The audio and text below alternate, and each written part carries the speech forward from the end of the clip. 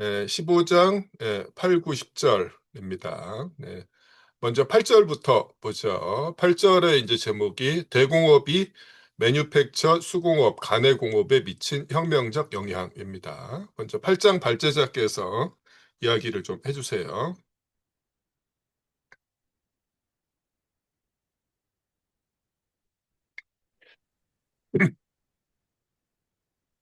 이야기요. 네네. 질문이나 하고 싶은 얘기 다 좋습니다. 음, 이 부분 발제하다가 이제 아니, 대공장에 결합한 매뉴팩처 수공업 관련 부분을 쭉 보니까 이게 현재의 플랫폼 노동하고 구조적으로 비슷한 거 아닌가 하는 생각이 좀 들었거든요. 제가, 플랫폼 노동하고, 네, 기본적으로 대자본이 그 네, 골격을 세우고, 네. 예, 노동자들을 직접 고용하는 게 아니라 이 물량에 따라서 스스로, 뭐라고 해야지? 주문을 받아 움직이게끔? 네, 어, 이제 그런 부분도 분명히 있는데, 근데 사실은 이제 플랫폼 노동 이전에 그 거의 모든 이제 자본주의적 공업이 이런 방식으로 움직이죠.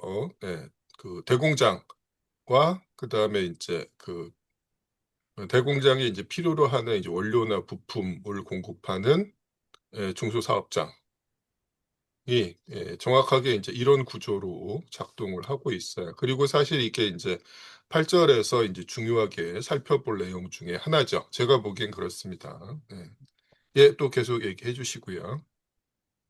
네, 그래서 뭐 말씀하신 대로 자본주의 시기마다 그 업종은 다르지만 꾸준하게 기계로 대체되기 전에 노동자들을 조직하는 방식이 이렇게 반복되어 온 것 같고요. 그리고 현재의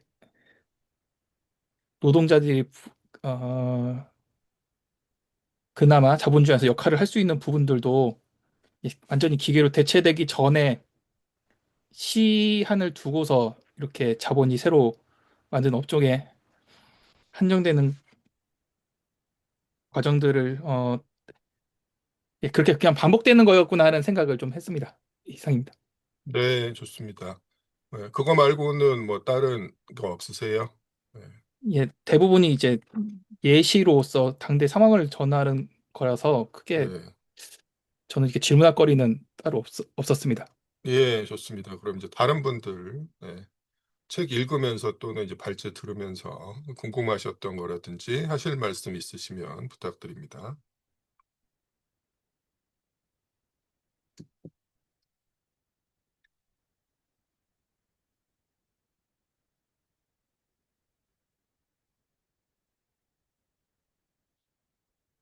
자, 아까 발제자께서 그 발제를 하면서 이제 8절이 그 5개의 소절로 나누어져 있다라고 이야기를 했는데 이 소절 하나하나 이제 제목을 조금 그 살펴볼 필요가 있어요. 첫 번째 A가 수공업과 본업의 바탕을 둔 협업의 타도입니다. 여기서 본업의 바탕을 둔 협업이라고 하면은 그냥 쉽게 매뉴팩처라고 생각하셔도 크게 무리는 없어요. 즉, 수공업과 매뉴팩처가 대공업과 경쟁하다가 결국 몰락한다라는 이야기예요. 자, 근데 8절에서 다루고 있는 게 결국 이제 그 예, 기계제 대공업 이전의 생산 방식들이 이제 일방적으로 몰락하는 상황만 다루고 있는 건 아니다라는 거죠. 그게 이제 또한 중요한 얘기인데. 그래서 이제 B에서 공장 제도가 매뉴팩처와 가내 공업에 어떤 영향을 미쳤는지를 서술을 하고, 예, 그리고 이제 구체적으로 어떤 양상인지를 C하고 D에서 보고 있어요. C가 이제 근대적 매뉴팩처고, 그다음에 D가 근대적 가내공업이에요.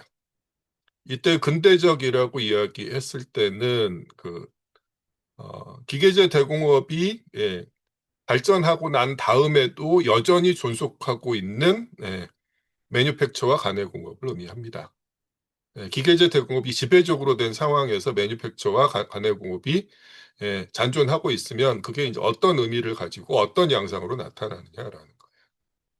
그리고 이제 그 마지막 그 소절에서는 이게 이제 결국에는 대공업으로 이행할 수밖에 없다라는 이제 추세 내지는 이제 경향을 이야기하고 있는 거죠. 뭐 이런 식인데 조금 이제 요약해서 말씀을 드리면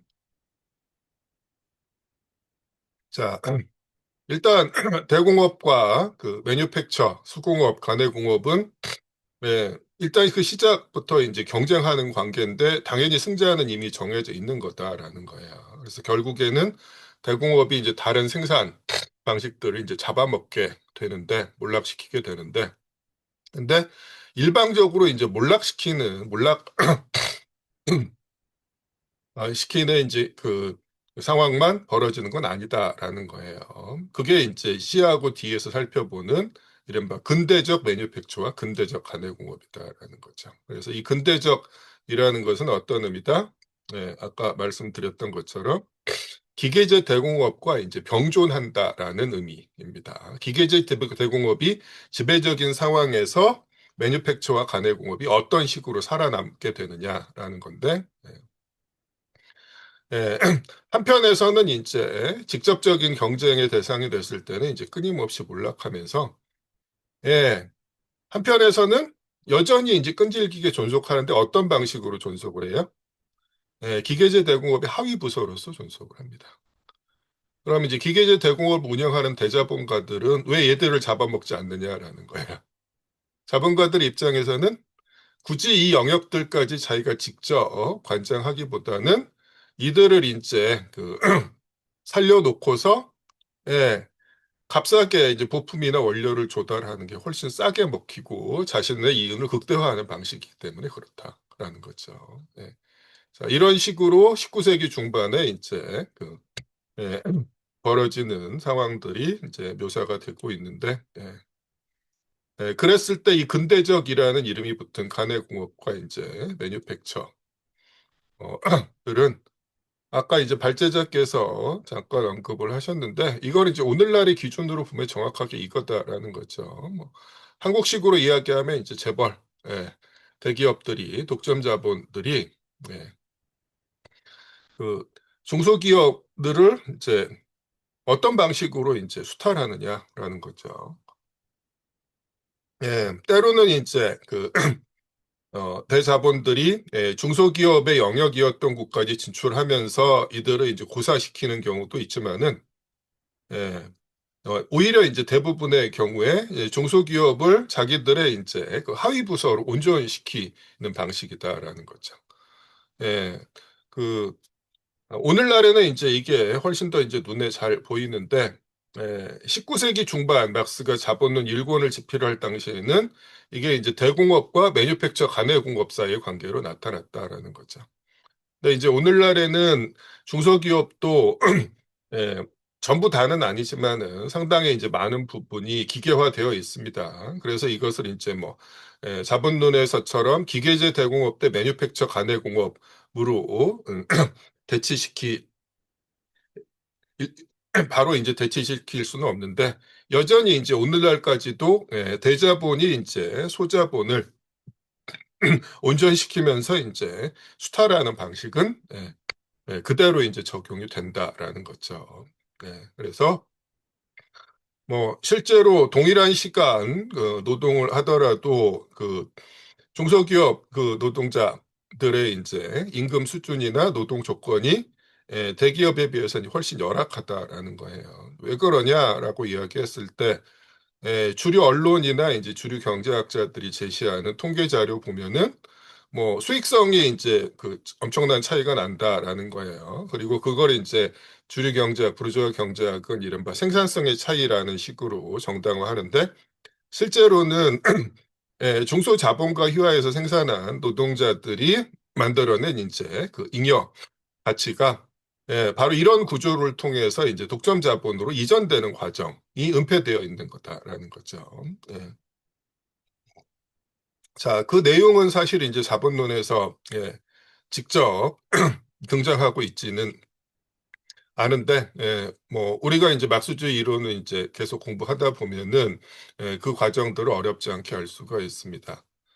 최병희 씨가 이제 막스 당시에도 독일의 콘체른이 형성됐었냐라고 물었는데, 어, 그 구체적인 이제 그 연도는 알 수가 없지만은 아마 그 독일 같은 나라에서 이제 콘체른이라고 하는 이제 그 거대 자본들 뭐 나중에 이제 힐퍼딩이나 레닌이 이걸 이제 금융자본이라고 명명하는데 그런 자본이 이제 출현하는 거는 막스 말년이나 이제 막스 사후가 될 겁니다.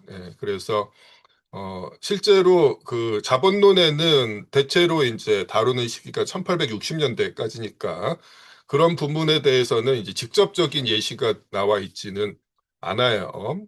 다만 이제 일반적 법칙으로서의 이제 경향만이 제시돼 있고 가끔 가다 이제 엥겔스가 1890년에 독일의 사판을 출간하면서 그리고 이제 나중에 이제 자본론 3권을 출간하면서 추가적으로 이제 변화된 상황에 대해서 보충 설명을 해놓은 부분들은 뭐 1권이나 2권, 3권에서 드물게 찾아볼 수가 있습니다.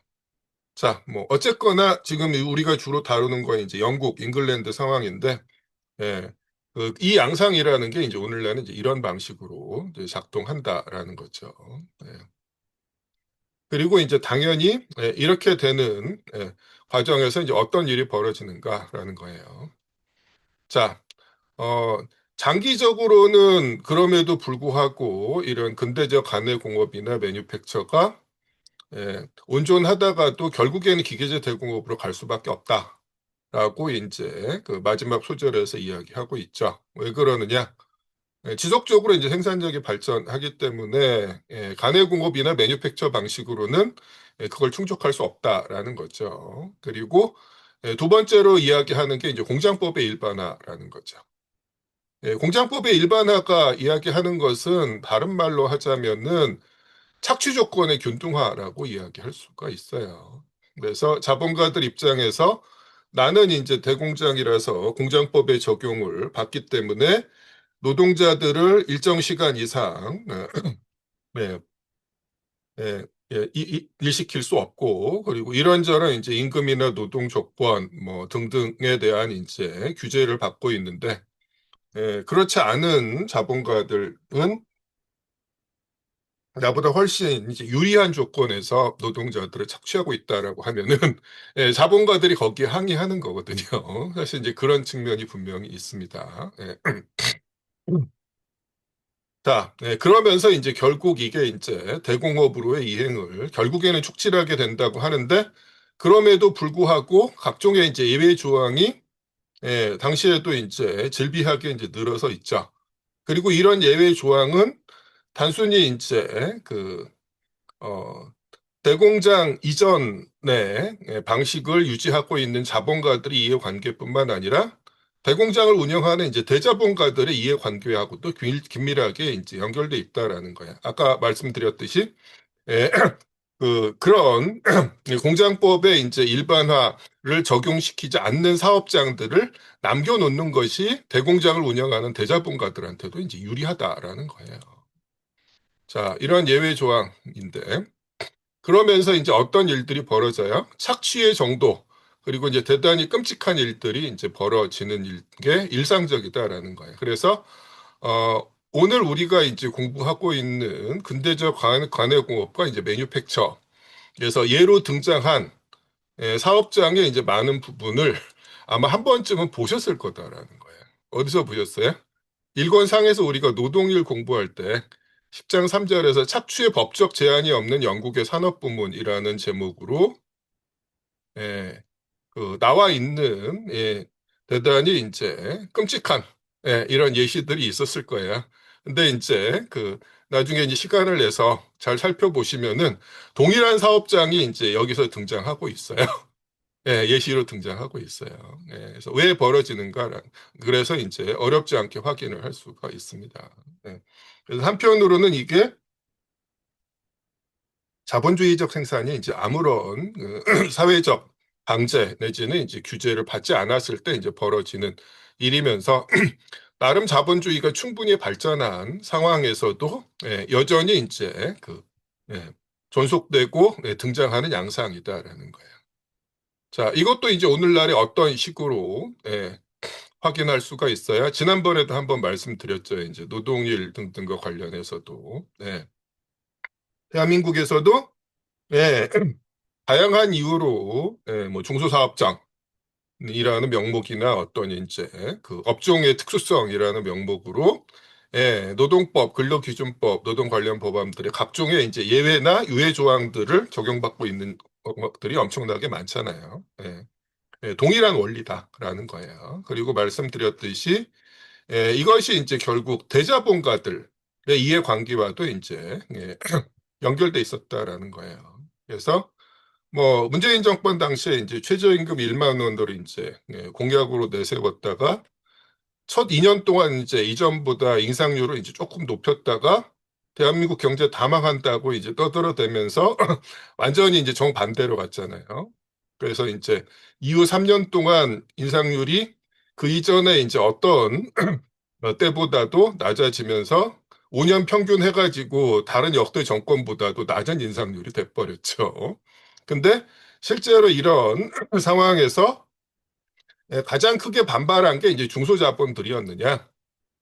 그런 것처럼 보이지만 실제로 이제 더 크게 떠들었고 대규모로 체계적으로 반발을 하고 이걸 무력화시키려고 했던 게 대한민국의 이제 독점 자본 재벌들이었다라는 거죠. 그들의 앞잡이 이제 각종의 이제 주류 경제학자들을 내세운 무슨 이제 경제연구소라든지 주류 언론들이 엄청나게 이제 전면적인 공세를 폈다라는 거예요. 왜 그러느냐라는 거죠. 자, 중소 자본 하에서 이제 일하는 노동자들의 임금 수준이 일정 수준을 이제 넘어서게 되면 당연히 이들이 이제 이 자본가들이 압박을 받으면서 헐값에 이제 대자본에게 공급하는 부품이나 원료의 가격을 이 재벌들이 독점 자본이 더 이상 후려치기 어려워지게 된다라는 갈수록 그렇기 때문에 이게 단순히 이제 중소자본의 문제뿐만 아니라 사실은 이제 대자본, 독점 자본의 이제 이윤을 침해하는 행위였기 때문에 여기에 대해서 이제 지배계급의 엄청난 거센 반발이라는 게 생겨날 수밖에 없었던 거다라는 거예요. 이제 그런 원리가 네, 오늘날에도 그대로 적용이 되고 있습니다. 그래서 이제 15장 8절을 볼 때, 아, 예전에는 이제 이랬구나라는 게 아니라 이게 이제 어떤 방식으로 어떤 원리에서 작동하는지를 우리가 좀 생각해 볼 필요가 있고요. 그리고 이제 막스가 이야기하는 게 이제 결국에는 그래서 이런 식으로 어, 그 대공업의 이제 하위 부서로 유지되던 근대적 매뉴팩처나 가내 공업이 결국에는 대공업으로 이행할 수밖에 없는데 이 과정에서 이제 그걸 촉진하는 역할을 하는 게 공장법의 일반화라고 이야기하잖아요. 근데 지금도 마찬가지다라는 거예요. 그래서 실제로 이제 최저임금 인상과 관련해서 엄청나게 이제 반발이 거세지고 중소기업 다 망한다 뭐 이런 식으로 얘기가 터져 나왔을 때 당시에 이제 제가 기억하기로는 이제 언론에서 민주노총 간부 한 사람의 이제 인터뷰를 했어요. 그래서 엄청나게 이제 욕을 먹을 걸 각오하고 인터뷰를 한 것 같은데 이렇게 이야기를 했습니다. 솔직하게. 최저임금 인상을 감당하지 못하는 사장님들은 망해야 한다고 생각한다. 이렇게 이야기했거든요. 근데 이 말이 맞아요. 막스가 이야기하는 것도 같은 얘기거든요. 공장법이 일반화되면은 그런 규제를 견디지 못하는 중소자본은 이제 몰락할 수밖에 없어요. 그러면서 이제 공장법이 전면화되고 살아남은 자본가들에 의한 이제 착취가 진행될 때 그게 사실은 이제 결국 이제 자본주의 모순을 심화시키는 과정이고 자본주의를 이제 타도하고 그 다음 단계로 넘어서는 과정이라고 보고 있다라는 거죠. 이건 이제 구장 발제자가 이제 구절 발제자가 질문하신 내용하고도 이제 그대로 연결이 되는 내용입니다. 네, 이런 거죠. 그다음에 보면은 질문은 따로 안 나왔는데 8절 보다 보면 이제 선대제라는 이제 용어가 등장한 적이 아마 있을 겁니다. 이걸 한번 어딘지 제가 한번 찾아보려고 하는데, 음,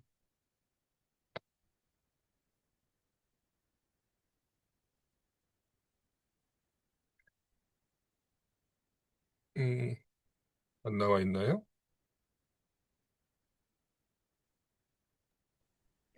있긴 있습니다. 아, 그죠. 근데 네, 이 지금 못 찾고 있는 것 같은데, 어, 그 발제자가 찾을 수 있으면 잠깐 얘기를 해주실래요?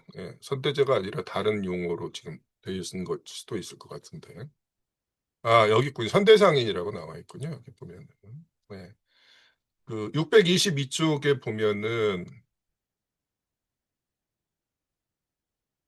그 중간쯤에 그 뭐 이제 공장 매뉴팩처 또는 선대상인의 외부 부서가 된다. 뭐 이런 식으로 지금 이야기를 하고 있는 건데 어 이건 이제 막스 당시에는 이미 거의 이제 그 사라진 막스 당시에도 이런 방식이었는데 그래도 이제 가끔 등장을 하니까 이제 용어가 등장한 김에 잠깐 말씀을 드리면은 자본주의적 생산이 이제 본격화되기 이전에 그 주로 이제 상업자본, 상인자본이 생산에 이제 반쯤 개입하는 방식, 그걸 이제 선대제라고 이제 이야기를 합니다. 그래서 독립적인 수공업자가 자기 작업장을 가지고 이제 일을 하되, 그 발주와 필요한 이제 뭐 재료의 공급이라든지 주문 이런 것들을 이제 상인이 하는 방식이에요. 그러면 이제 그 상인이 일정한 기간마다 그 물량들을 이제 그 가져와 가지고 수공업자한테 그 주문을 하고 그다음에 이제 필요한 그 어, 원료 같은 것들을 이제 제공하고 그 납기일을 정해주면 이제 거기에 맞춰서 수공업자가 이제 생산을 하는 방식이거든요. 그래서 그 자본주의적 생산이 이제 본격화되면서 이제 이런 방식이 사라지죠. 그래서 우리가 이제 처음 공부한 단순여법 단계보다도 이제 이전의 방식이에요. 그래서 이제 생산 과정을 직접적으로 이제 통제하지는 않는 방식이다라는 거예요. 그래서 근데 이제 그렇다고 해서 직접 생산자가 완전히 독립적인 것도 아니고 형식적으로만 이제 독립적인 이런 상황을 의미합니다. 네. 자, 네. 근데 이제 그 상인의 입장에서는 이제 나중에 이것조차도 만족스럽지 않아서 자기가 직접 공장을 세우는 방식으로 가는데 오늘날의 플랫폼 노동은 이것에 비해서 훨씬 더 정교해졌고 예, 형식적으로만 개인 사업자지만은 선대제 상인보다도 훨씬 더 세밀하고 직접 공장에서 일하는 노동자 못지않게 노동 과정을 이제 통제하는 방식이죠. 네, 이런 방식입니다. 자, 뭐 일단 이 정도로 하도록 하겠습니다. 8절은.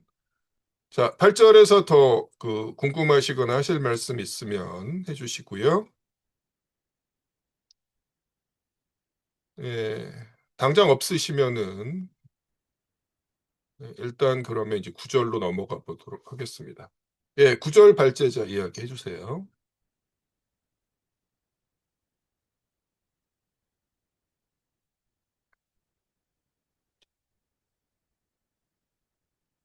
예, 아, 9절 발제자 부탁드립니다. 죄송합니다. 아, 그, 제가 앞절을 비워서 못 들었는데, 제가 지금 질문하면 되는 건가요? 어, 지금 홍문환 씨 접속 상태가 조금 불안정한 것 같은데 다시 한번 말씀해 주시겠어요? 네. 제가 잠깐, 예, 잠깐 자리를 비우셨던 것 같은데. 예, 그래서, 예, 예, 이제 질문, 8절이 막 끝나고 지금 9절 아, 공부할 차례입니다. 네. 네. 죄송합니다. 그래서, 아, 제가 구절을 읽으면서 어려운 내용은 없었던 것 같아요. 어려운 내용은 없고, 이제 보건 교육 조항이 뭐가 있나, 이 일반적으로 확대 적용이 어떤 식으로 이루어졌고, 배경이 뭔가에 대한 전체적인 내용인 것 같은데, 이게 아까 말씀드렸던 것처럼 첫 번째 질문은 이제 그 교육을 통해서 그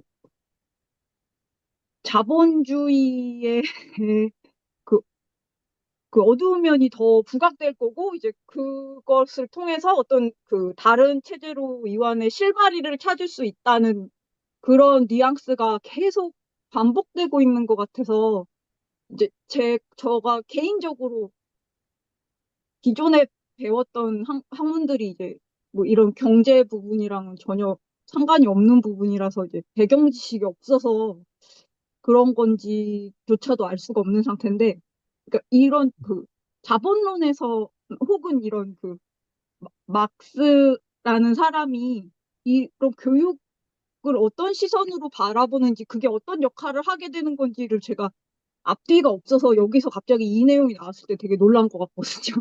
그래서 예, 그, 좋습니다. 이게 그 사실 부분에 이제, 대한 질문. 네, 그, 교육 또는 이제 아동노동과 관련해서 이제 우리가 가지고 있는 생각을 많은 경우에 이제, 예, 완전히 이제 뒤통수 치는 이런 이제 부분일 수도 있는데, 뭐, 일단 이제 그 육체 노동을 교육 체육과 결합시키는 것을 막스가 이제 바람직한 방식이라고 보고 있는데, 관련해서 이제 뭐 인용문을 한번 그 발제할 때 이제 읽었고요. 예, 그 밑에 이제 질문하면서 또 이야기했던 내용도 있는데, 요 각주도 이참에 한번 다시 읽어주시기 바랍니다. 각주 218번하고 219번 부탁드립니다. 네. 공장 아동과 빈민 학생들에 대해 의무 교육과 체육, 소년들에게는 군사 훈련을 결합시킨 것이 이룩한 매우 유익한 성과에 대해서는 사회과학진흥국민협회 제7차 연차대회에서 행한 시니어의 연설과 공장감독관 보고서 1865년 10월 31일 118페이지에서 119페이지, 120, 126 이하를 보라. 네, 여기서 어, 이 시니어가 그 지난번에 최후의 한 시간 주장했던 자본가들의 앞잡이 노릇을 했던 주류 경제학자 나소 시니어예요. 자, 이어서 219번이요. 공장감독관 보고서 1865년 10월 31일 118에서 119. 어떤 견직 공장주는 소박하게 아동노동조사위원회의 조사위원에게 다음과 같이 말했다. 유능한 노동자를 생산하는 진정한 비결은 어렸을 때부터 노동과 교육을 결합시키는 데 있다고 나는 확신한다. 물론 노동은 너무 격렬한 것이어서도 안 되며 실증나게 하는 것이거나 건강에 해로운 것이어서도 안 된다. 나는 내 자식들도 학업에 변화를 주기 위해 노동과 유의를 하게 하려고 생각한다. 네, 이런 아동노동조사위원회. 네. 내용입니다. 자, 그, 네. 보통 이제 우리가 생각하는 건 아동 그리고 이제 일정한 연령 성인이 되기 전까지는 모든 노동으로부터 이제 면제되는 게 그들의 인권을 이제 보장하는 방식이라고 대부분 당연한 것처럼 생각해요. 이제 정말 그러냐라는 겁니다. 예. 자, 실제로 이런 식의 이제 우리의 상식이 어떻게 해서 이제 만들어졌을까를 좀 생각해 볼 필요가 있다라는 거예요. 예전에 우리가 이제 그 노동일, 노동시간과 관련해서 그 아동 노동과 관련해서 공부할 때 이제 한 분이 이제 발제문으로도 제출을 하셨는데, 실제로 이게 이제 양극단으로 치우친 결과다라는 거예요.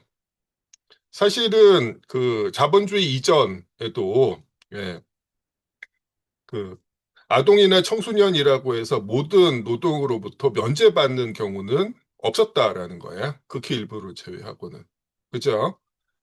자신의 이제 그 연령과 이제 체력에 합당한 수준의 노동을 공동체 일원으로서 부여받았습니다. 그죠? 그 일을 이제 하도록 했다라는 거죠. 예, 물론 이제 그 당연히 이제 일만 시킨 게 아니고 휴식과 놀이 시간도 이제 당연히 보장이 됐는데 자본주의적 생산이 본격화되면서 특히나 산업혁명, 기계제 대공이 본격화되면서 어떻게 됐어요? 아동 노동이 전면화됐고 끔찍할 정도로 행해졌다라는 거예요. 그러니까 거기에 대한 반발로 예, 이른바 아동과 청소년의 인권을 이제 보장한다라고 했을 때 그 전형이 된 게 뭐예요? 모든 종류의 노동으로부터 면제받는 지배계급, 귀족이나 이제 자본가 계급의 아동들이 그 모델이 됐다라는 거예요. 예, 그러면서 이제 이런 식의 사고, 성년이 될 때까지 이제 모든 종류의 노동으로부터 면제받는 것이 당연하다라는 생각이 굳어졌는데 이게 바로 이제 부르주아적 인권 개념이다라는 겁니다. 사실은. 그래서 당시 이제 끔찍한 창상에 대한 반발로서 정반대의 사고방식이 이제 당연한 것으로 확보되었는데 정말 그게 바람직한 거냐라고 이제 우리가 생각해 볼 필요가 있다라는 거예요. 근데 막스는 그렇게 생각하지 않는다라는 거죠. 네. 그래서 보면은 교육과 노동을 이제 결합시키는 게 가장 이제 바람직한 방식이다라고 이제 이야기하고 있고 당대의 이제 부르주아 경제학자나 자본가들조차도 그게 더 효과적인 방식이라는 걸 지금 인정하고 있다라는 걸 이제 각주를 통해서 확인을 할 수가 있어요. 그렇습니다. 물론 이제 여기서 자본가 자신의 입으로 이렇게 이야기하죠. 노동이 너무 격렬한 것이어서도 안 되고 실증이 나게 하는 것이거나 건강에 해로운 것이어도 안 된다라는 거예요. 이런 규정을 이제 지킨다라면은 뭐 오늘날 특히나 대한민국 같은 경우는 어때요? 대부분의 그 아동과 청소년들이 성년이 되기 전까지 모든 노동으로부터 이제 면제받는 대신 학습 노동에 내몰리고 있잖아요. 그게 결코 이제 바람직하고 효과적인 방식이 아니다라고 지금 이야기하는 겁니다. 예. 그래서 사실 이제 뭐 지금은 이제 대부분 붕괴했지만은 20세기 사회주의 국가들에서는 실제로 그 청소년들이 일정한 수준의 이제 그 노동 의무를 하는 게 이제 당연한 것처럼 되고 있었어요. 근데 그걸 이제 자본주의 사회에 살고 있는 이제 우리들이 어떤 방식으로 이제 왜곡해서 주입받아요. 그 끔찍한 사회에서 이제 아동과 청소년들까지 그런 식으로 이제 가혹하게 일을 시킨다라는 건데 그게 사실 이제 막스가 바람직하다고 생각하는 이런 방식이다라는 거죠. 그래서 생산적 노동과 학업 체육과 이제 결합시키는 방식이다라는 거죠. 잘 생각해 보실 필요가 있어요. 예, 좋습니다. 또 말씀해 주시죠.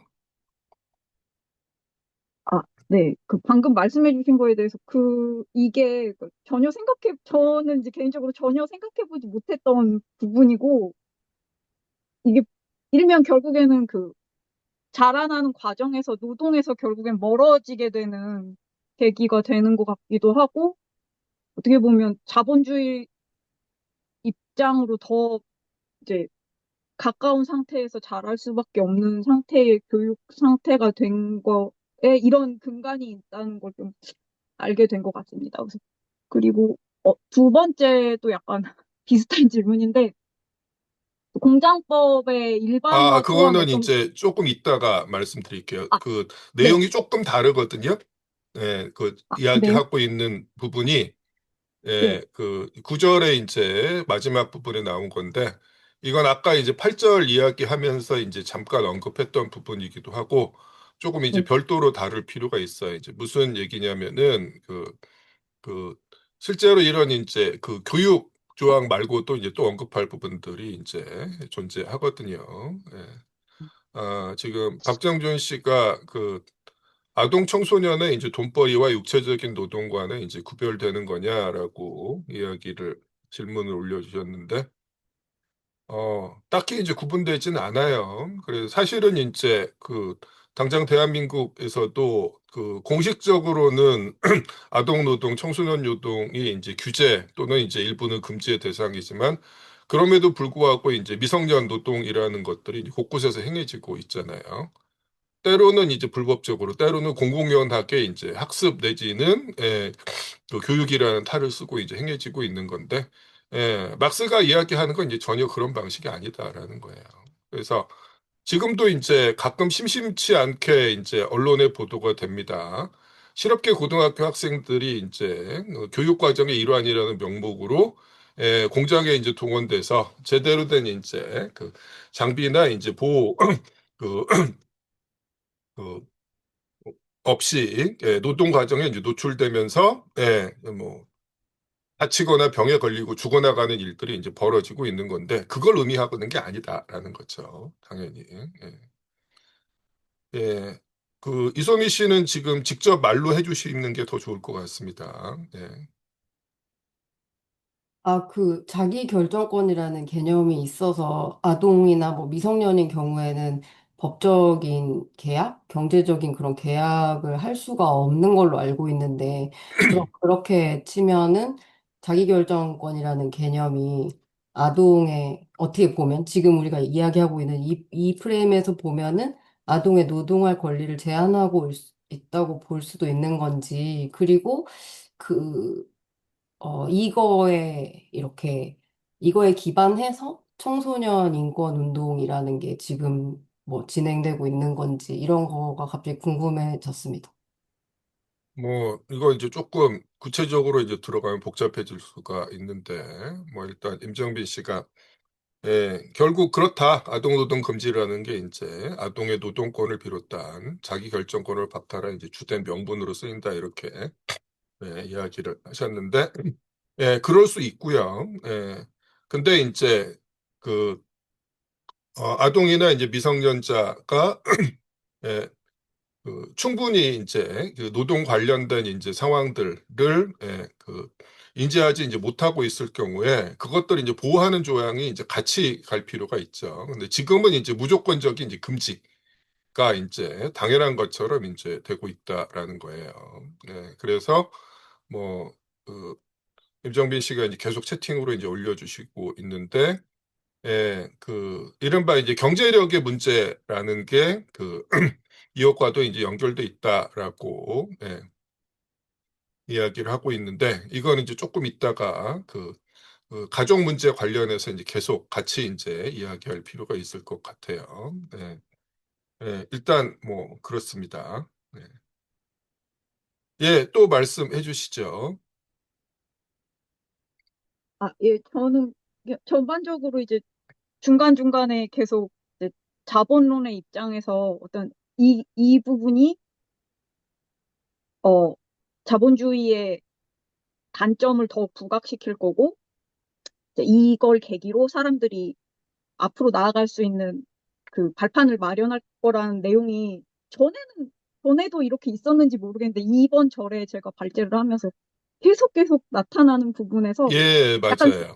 슬펐던 부분이 이제 그 막스는 이제 저기까지만 보시고 돌아가셨지만 어쨌든 2026년에도 저 상황이 계속 되고 있다는 데에서 과연 저렇게 말씀하셨던 게 맞는 걸까? 다른 시선은 없는 걸까? 어떤 이런 공장의 일반화나 어떤 이런 흐름에 있어서 이렇게 굉장히 희망적으로 보셨는데 저 부분에 대한 다른 시선들은 없는가라는 생각을 계속 하면서 이번 저를 읽었던 것 같습니다. 이제 제 질문사항은 여기까지입니다.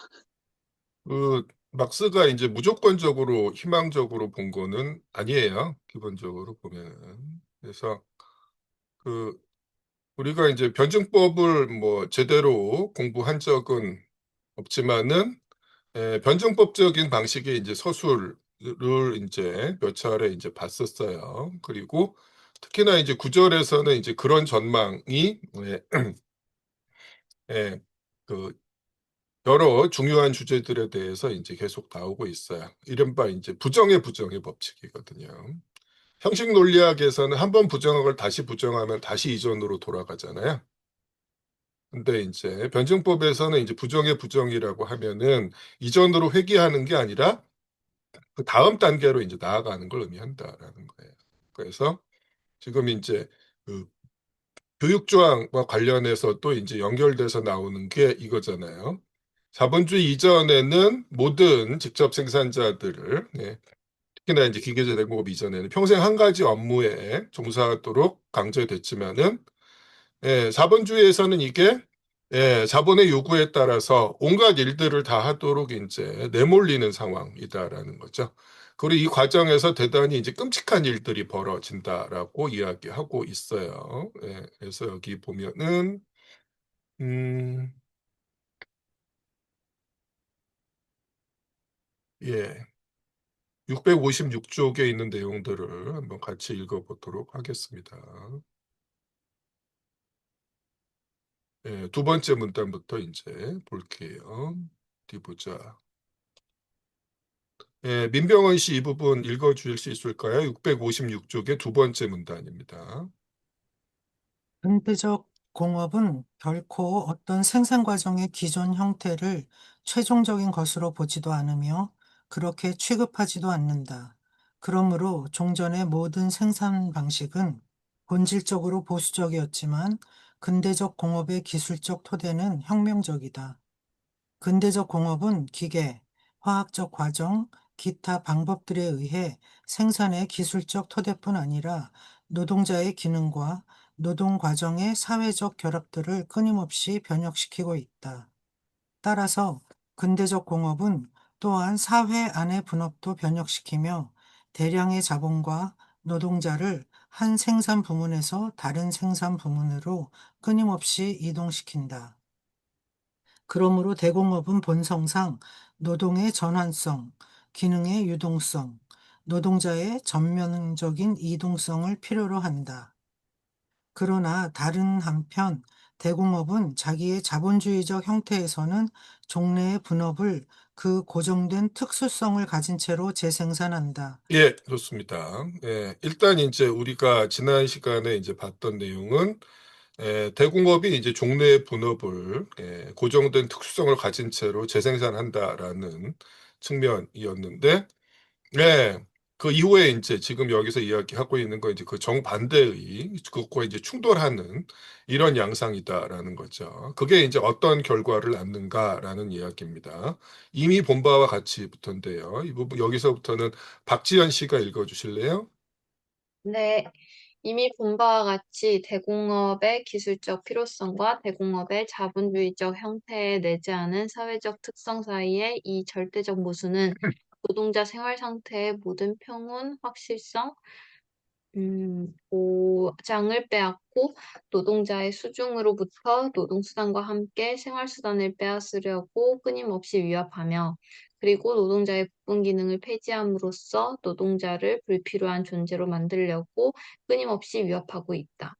더욱이 이 모순은 노동자 계급의 끊임없는 희생, 노동력의 한없는 낭비, 사회적 무정부성의 파괴적인 영향이라는 형태로 자기를 드러내고 있다. 예, 좋습니다. 이게 이제 자본주의가 이제 노동자에게 강제하는 양상이다라는 거고, 자본주의가 유지되는 한 이런 상황은 여전히 지속되고 더 강화될 거다라는 거죠.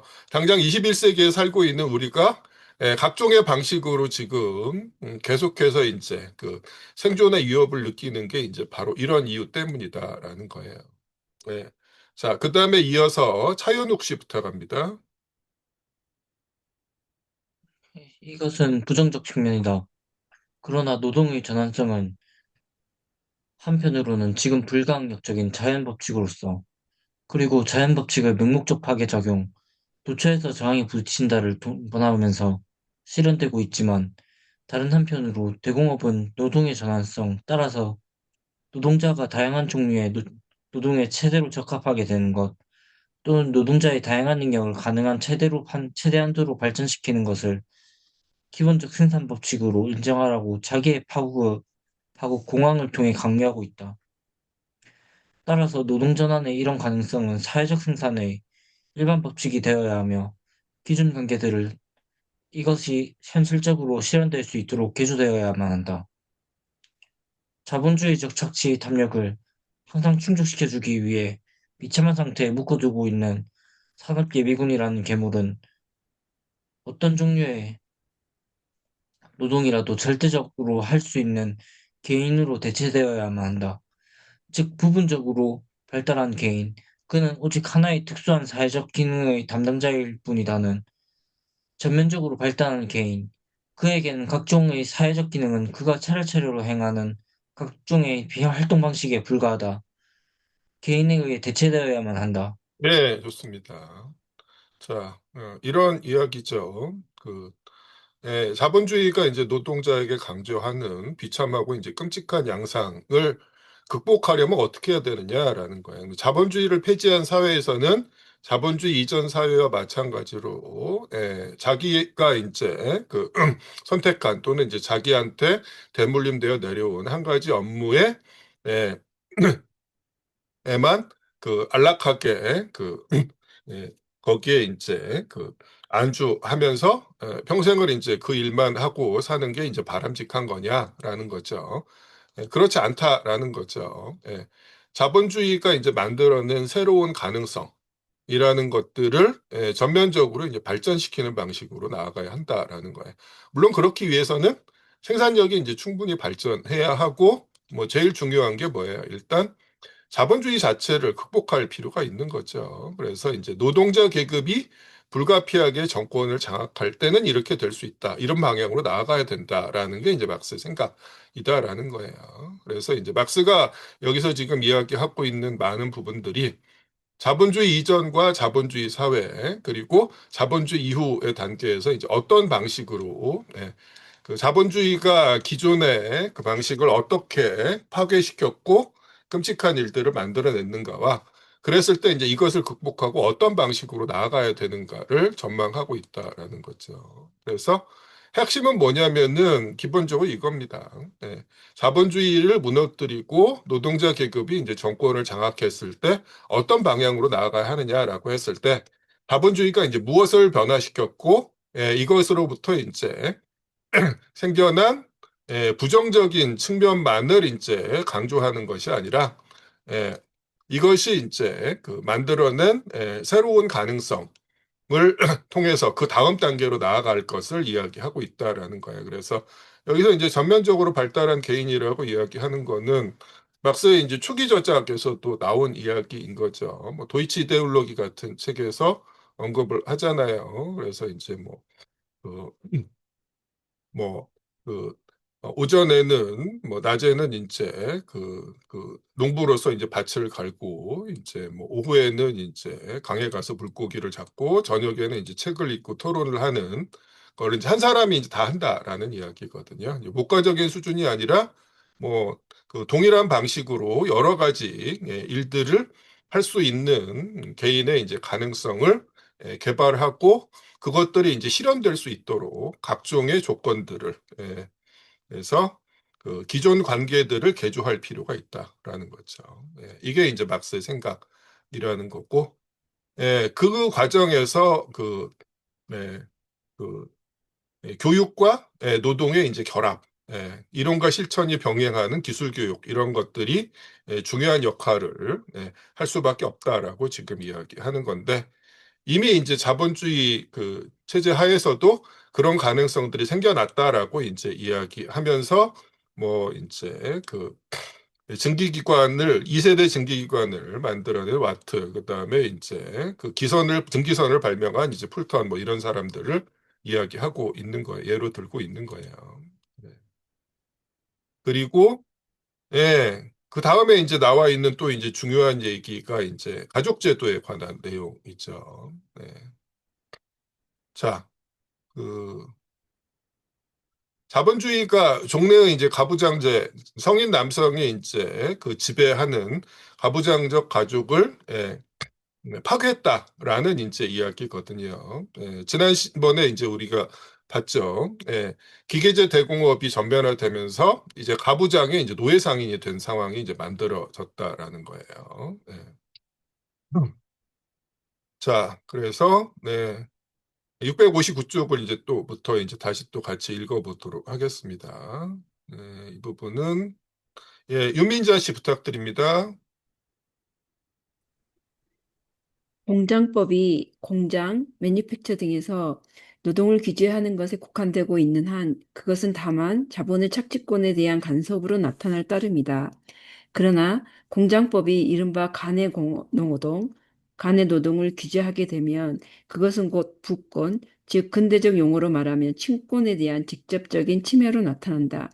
그리하여 다정한 영국 의회는 이런 규제 조치를 취하는 것을 오랫동안 망설이는 채 했다.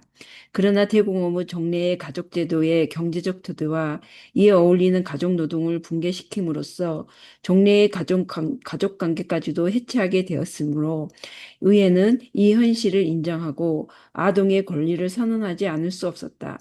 1866년의 아동노동조사위원회의 최종 보고서에는 다음과 같이 지적되어 있다. 불행하게도 남녀 아동을 어느 누구보다도 그들의 부모들로부터 보호할 필요가 있다는 것이 모든 증언에 의해 명백하다. 아동 노동 일반, 특히 간의 노동을 무제한 착취하는 제도는 부모가 어리고 연약한 자기 자녀들에게 자기 마음대로 해로운 권력을 아무런 구속도 통제도 받지 않고 행사함으로써만 유지된다. 부모가 자기 자녀들을 매주 얼마간의 임금을 얻기 위한 단순한 기계로 만들 절대권을 가져서는 안 된다. 아동과 미성년자들은 자기들의 체력을 너무 일찍부터 파괴하며 자기들의 도덕적, 지적 수준을 저하시키는 모든 것으로부터 자기들을 보호해 줄 것을 하나의 자연권으로서 정당하게 의회에 요구할 수 있다. 예, 좋습니다. 이제 이런 이야기를 하고 있죠. 이어서 유미리 씨 부탁드립니다. 그러나 자본이 미성숙 노동력을 직접적 또는 간접적으로 착취하게 된 것은 친권의 남용 때문이 아니다. 오히려 이와 반대로 자본주의적 착취 방식이야말로 친권에 어울리는 경제적 토대를 제거함으로써 친권을 남용하게 만든 것이다. 그런데 자본주의 체제 안에서 종래 가족제도의 붕괴가 아무리 무섭고 메스껍게 보일지라도 대공업은 가정 영역 밖에 있는 사회적으로 조직된 생산 과정에서 부인, 미성년자, 남녀, 아동들에게 중요한 임무를 부여함으로써 가족과 남녀 관계의 더 높은 형태를 위한 새로운 경제적 토대를 창조하고 있다. 기독교 게르만적 가족 형태를 절대적이고 최종적이라고 생각하는 것은 고대 로마적 또는 고대 그리스적 또는 동양적 형태를 절대적이라고 생각하는 것과 마찬가지로 비합리적임은 물론이다. 왜냐하면 후자는 하나의 역사적 발전 계열을 형성할 뿐이라는 것이 사실상 드러났기 때문이다.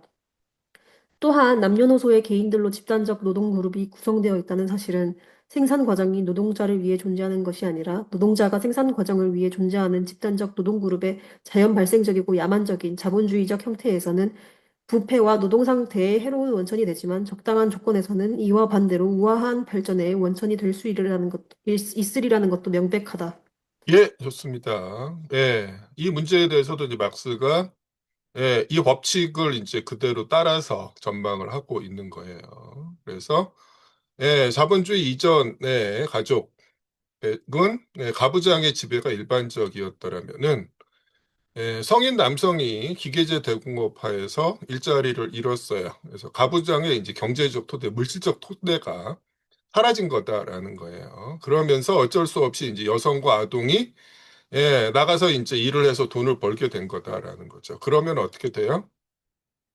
예, 가족 내에서 이제 발언권, 권력이 이제 달라진 거다라고 이제 이야기하고 있는 거예요. 그게 이제 새로운 경제적 토대라고 이야기하는 거고, 예, 그랬을 때 이제 가족과 남녀 관계의 더 높은 형태를 위한 토대가 마련되었다라고 이제 이야기하고 있는 겁니다. 그러면서 이제 뭐 기독교 계련만적 가족 형태라고 지금 이야기하고 있는데 이게 뭐냐? 예, 사실 이제 우리한테 대단히 이제 익숙한 이데올로기입니다. 그게 바로 뭐예요? 이른바 건강가족, 정상가족 이데올로기다라는 거죠. 성인 남성이 이제 가부장으로서 예, 나가서 이제 노동을 해서 돈을 벌어오고 성인 여성이 이제 그 돈을 가지고 이제 가게를 끌으면서 아이들을 낳아서 이제 기르는 그리고 그 밑에서 이제 행복하게 자라는 아동들 이런 식의 이제 이미지라는 건데 예, 아직까지도 이제 우리는 이런 식의 이제 정상가족, 건강가족 이데올로기에 이제 사로잡혀 있는 경우가 엄청나게 이제 많죠.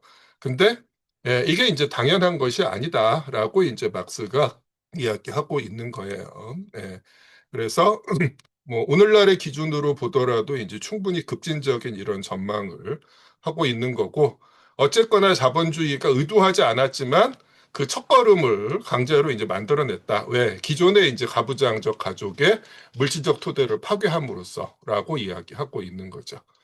물론 이제 여성과 아동이 밖에 나가서 이제 일을 해서 돈을 벌어 온다는 것 자체로 이 문제가 이제 해결되는 건 아니에요. 그래서 이제 뭐 임정빈 씨가 아까 채팅으로 올려놓았던 것처럼 실제로 이제 단순히 이제 돈을 번다는 것 자체로 그 여성과 아동의 이제 발언권이나 권력이 이제 그 자체로 보장되는 건 이제 당연히 아니다라는 거죠. 당연히 이제 각종의 이제 그 쉽지 않은 그리고 이제 대단히 고질적인 문제들이 남아 있는 건데 어쨌거나 이제 그럼에도 불구하고 그것들이 이제 근본에서부터 바뀔 수밖에 없는 그런 이제 토대가 자본주의가 기존의 가족 제도를 파괴함으로써 만들어졌다라고 이제 언급하고 있는 거다라는 거죠.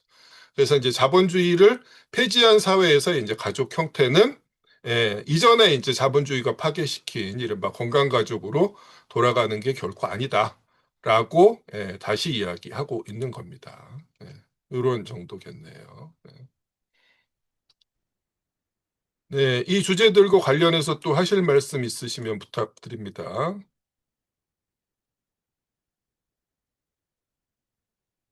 네, 당장 없으시면은 저는 네네네네 저는 말씀해 이제 주십시오. 질문은 아니고 네네네 아까 우리 이제 송문원 씨가 말씀하셨던 것처럼 이런 네네 주제들이 네. 슬프기도 하고 네. 또다시 이제 다른 언론적인 어떤 생각을 하게 되는 것 같습니다. 그러니까 아동 노동 관련해 가지고 막스가 이야기하고 싶었던 것은 노동에 대해서 우리가 가지고 있는 어떤 천시하는 어떤 무시하는 이런 거에 대해서 어 아니다. 노동은 어쩌면 우리가 인간이 가져야 할 고유한 어떤 인간성이라고 생각을 하고 그렇기 때문에 노동과 그리고 우리가 인간으로서 가지고 있는 어떤 지적 능력 혹은 인간이 해야 전면적 인간이라 하는 상에 대해서 이제 이런저런 이야기를 해놨는데 저는 이제 그러면서 생각하는 것이 우리가 그동안 이야기했던 그러면 노동해방이라는 것이 무엇일까? 저는 이런 생각을 많이 하게 됐습니다. 그렇다면 이 자본주의 이후에 노동해방 세상이라고 하는 것이 막스가 말했던 것처럼 일정 수준의 노동, 일정 수준의 어떤 목가적인 생활, 그리고 일정 수준의 어떤 독서를 통한 어떤 인간의 지적 능력 향상을 위한 이런 생활이라고 한다면 이제 저는 이제 그것을 다르게 생각해서 미국에서 이제 유명한 그 사회주의자였죠. 스칸 여닝의 삶이 이제 그 메인주와 벌몬트에서 벌어졌던 그 삶이 이제 그런 삶을 했던 것이고 미국 내에서도 몇 군데에 이제 일종의 이제 커뮤니티가 있단 말입니다. 근데 그런 것이 전혀 확장성을 가지지 못하고 현실성을 가지지 못하고 있는 것이 현실이거든요. 그렇다면 그런 노동해방 사회주의적 생활 혹은 그 전에 우리가 이제 노동운동을 하면서 이야기하는 노동해방이라는 하는 것이 확장성을 가지려면 또 다른 어떤 좀 더 구체적이고 혹은 좀 더 설득력 있는 무언가가 있어야 되지 않을까 하는 이런 생각도 하고 혼자서 이런저런 생각을 많이 하게 됐습니다. 이제 제가 잘못 이해하고 있을 수 있는 것인데 혹시 거기에 대해서 우리가 이제 우리가 노동은 어째 보면 인간이 발전했던 진화했던 과정의 한 요소였다면 이제 이것이 지금 현재 젊은 세대들에게는 그냥 이제 노동을 하기 싫어서 노동자들을 무시하고 이런 것들이 이제 팽배하고 있는 것 또한 사실이거든요. 그래서 이제 하여튼 이런저런 저 혼자서 많은 생각을 하게 되는 것 같습니다. 뭐 우리가 그 주입받는 이제 이데올로기라는 것이 이제 뭐 노동이라는 게 그 결코 이제 긍정적인 방식으로 노동을 이제 바라보지 이제 못하게 하는 것이기도 하죠. 근데 이제 기본적으로 그 인간이 이제 아무것도 하지 않고 그 생존에 위협이 없는 상황에서 이제 무의도식하게 하는 게 이제 인간의 이제 이상적인 상황이냐? 별로 그렇지 않다라는 거예요. 자본주의 하에서 항상 이제 과도 노동을 요구받기 때문에 이제 그게 이상적으로 생각되지만 결코 그렇지 않다라는 게 이제 막스의 생각인 거고요. 관련해서는 이제 막스가 이제 자본주의 이후의 사회를 어떻게 전망했는지를 한번 좀 그 생각해 보셨으면 좋겠어요. 그래서 전에 한번 말씀드린 것 같지만은 그 정치경제학 입문 시간에 이제 막스가 전망했던 그 자본주의 이후의 사회의 몇 가지 원리에 대해서 강의한 내용이 있는데 그 부분을 한번 참조해 주시고요. 예, 기본적으로 이제 막스가 항상 전제하는 건 뭐예요? 자본주의를 폐지하고 노동계급이 이제 정권을 장악한 다음에 이런 것들이 가능하다라는 거예요. 그래서 헬렌 리어링, 스콧 리어링 같은 이제 이런 사람들의 시도라는 건 자신들은 이제 그렇게 살 수가 있었지만은 모든 사람들이 이제 과연 이제 그렇게 살 수 있느냐라는 거거든요. 이제 단순히 이제 그 사람들의 이제 욕구가 특정한 방식으로 네, 조율되는 것과 이제 별도로 예, 자본주의적 생산이 이제 지배적인 상황에서 사실 이제 그런 사람들의 시도는 그 거기서부터 이제 그 도망쳐서 이제 자기들만의 그 안락한 이제 피난처 쉘터를 이제 꾸리고 거기에 이제 콕 들어박힌 것 이상이 아니다라는 게 이제 제 판단이거든요. 그 사람들이 이제 개인으로서 이제 그분들의 이제 그 건강함과 이제 그 훌륭함과는 별개로 결국에 이제 그렇게 될 수밖에 없다라고 생각을 합니다. 그래서 현실의 이제 자본주의로부터 이제 외면하거나 다시 예전으로 돌아가자라고 이제 회귀를 외치는 게 아니라 막스가 지금 이야기하고 있는 게 1860년대거든요. 1860년대에 이제 벌어지고 있는 자본주의의 이른바 참상들을 이제 그 눈을 돌리지 않고 예, 직시하면서 근데 그런 상황에서 그것을 뛰어넘어서 그 다음 단계로 어떻게 나가야 할 것인가를 전망하고 있다라는 거죠. 그래서 이제 우리가 참조할 부분이 있다라고 생각을 하는 거고요. 그리고 어쨌거나 이제 지금은 붕괴해버렸지만은 그 20세기에 이제 그 사회주의 혁명을 통해서 성립한 나라들에서 전부 다는 아니지만 상당한 정도로 이런 요소들을 실현했고 그 막스가 전망한 수준까지는 아니지만은 많은 부분 이제 비슷하게 또는 이제 가깝게 성취를 얻었던 부분이 이제 분명히 존재를 합니다. 그것도 좀 생각해 보실 필요가 있을 것 같습니다. 예, 좋습니다. 또 다른 말씀 있으면 해주시기 바랍니다.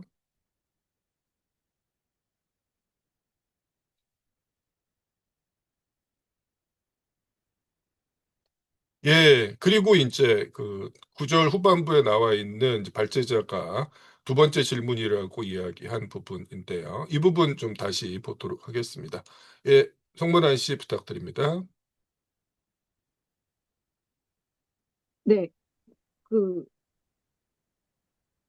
예, 공작법의 일반화가 일면적으로 보면 이제 노동 처우를 개선하는 장점을 가지고 있는데, 결국에는 그 이후의 영향에서 보면은 이제 대규모 자본만 살아남게 하는 그런 결과를 불러오게 된 것으로 보입니다. 그래서 현재까지도 이제 그런 상황이 계속되고 있고 그 이후에 어떤 그거를 시정할 만한 방법들은 아직 없는 것 같아서 혹시 이제 이런 다른 시선을 가진 분들 중에 그 이런 그 어떻게 일반적으로 모든 곳에 같은 적용을 하는 거 외에 어떤 그 노동 환경을 개선할 수 있고 처우를 계속 지속적으로 보장할 수 있는 그런 방법들이 논의된 부분들이 있는지 그 부분이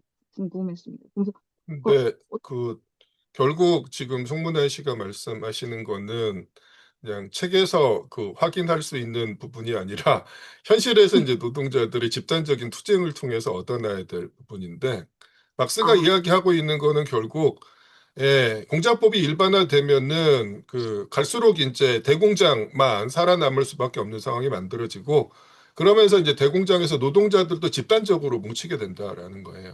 그래서 이제 소규모의 이제 노동자들이 이제 고립분산적으로 항의하고 이제 싸우는 것보다 대공장에서 이제 절대 다수의 이제 노동자들이 집단적으로 이제 싸우는 게 큰 힘을 발휘할 수가 있고 나아가서 이제 그 다음 사회를 전망할 수 있을 만한 이제 동력을 챙길 수 있다라는 이야기거든요. 결국 막스는 그런 수준에서 이야기하고 있는 거예요. 그래서 이제 자본주의가 충분히 발전한 나라에서의 이제 사회혁명을 이야기했을 때 중요하게 생각하는 게 이제 바로 이런 이제 대공장 노동자들의 단결과 이제 그들의 이제 집단적인 행동이거든요. 물론 이게 이제 어, 뭐 현실에서 이제 이걸 이제 실현하는 건 그렇게 이제 쉬운 일이 아니죠. 어쨌거나 이제 대공장 노동자들이 이 과정에서 이제 중요한 동력이 된다는 거 이제 당연한 사실이고, 그래서 이제 그 자본가들도 그때 이후에 이제 다양한 방식을 사용하는 거잖아요. 그래서 실제로 그 한편에서는 자기들의 이윤을 위해서 이렇게 모든 산업 분야가 대공장화 되는 것들을 각종의 이제 핑계를 대서 이제 그 해방을 놓고 있는 것이기도 하고, 동시에 그런 이제 대공장의 이제 노동자들에게 그 자기들이 얻게 되는 이제 그 독점 이윤의 극히 일부라도 할애하면서 또는 이제 노동자들을 각종의 방식으로 갈라치기 하면서 그들을 이제 포섭하려고 계속해 오고 있는 거잖아요.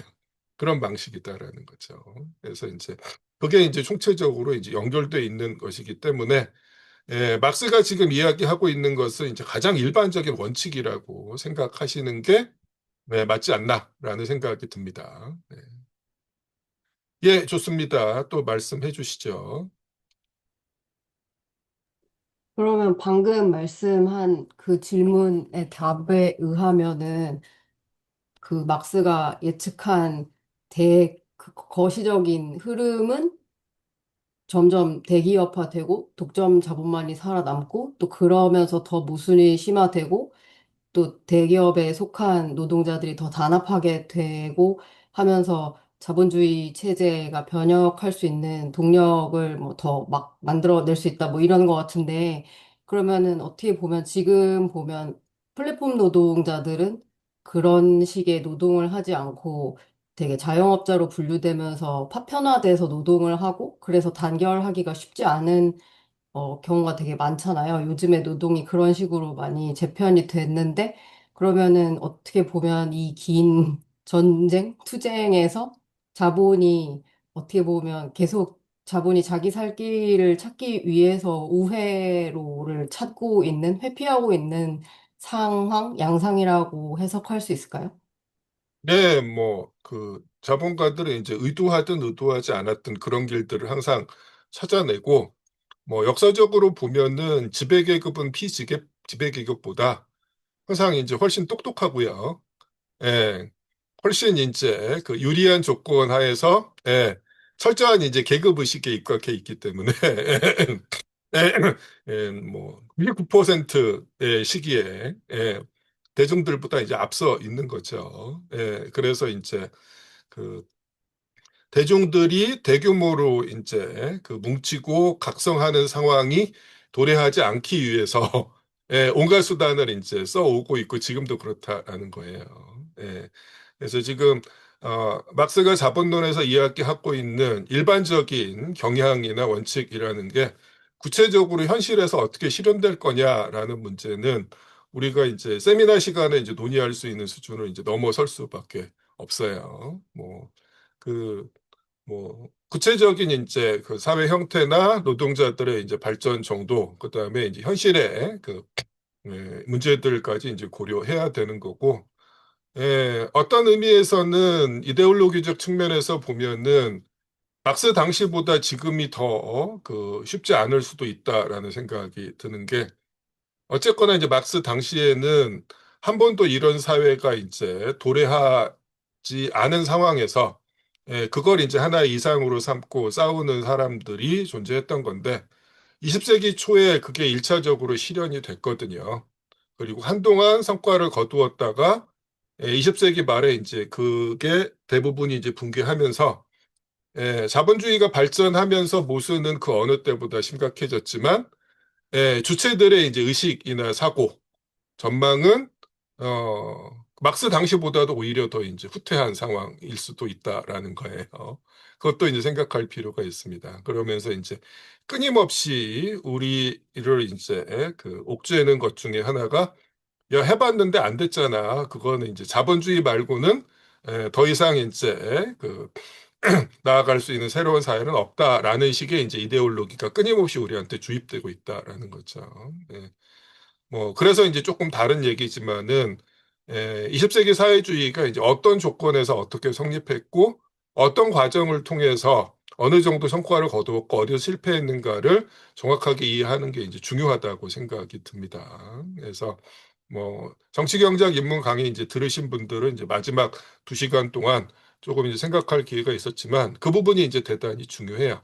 결국에 현실의 문제를 그 구체적으로 이제 들여다보려면은 그 부분을 우리가 또한 이제 극복할 필요가 있다라고 생각이 듭니다.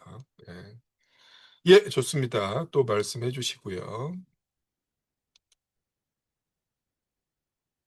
예, 아까 그 구절의 이제 마지막 부분에서 상당히 이제 길게 그 추가된 부분이 이제 엥겔스가 집어넣은 것다라고 그 발제자가 말씀하셨는데 뭐 우리 그 서문들 공부할 때 제가 말씀드렸을 거예요. 엥겔스가 이제 임의로 집어넣은 게 아니라 그 막스가 이제 그 불어판 교열하면서 이제 추가한 부분을 원래 독일어판에는 이제 없었던 부분을 막스가 남긴 기록에 따라서 그 옮겨온 거다라는 거죠. 그래서 이것도 이제 막스가 불어판에 이제 집어넣고 이거 나중에 이제 도급판 개정판 낼 때는 이 부분을 집어넣어야 된다라고 이제 지침을 남긴 것들을 네, 반영한 내용입니다.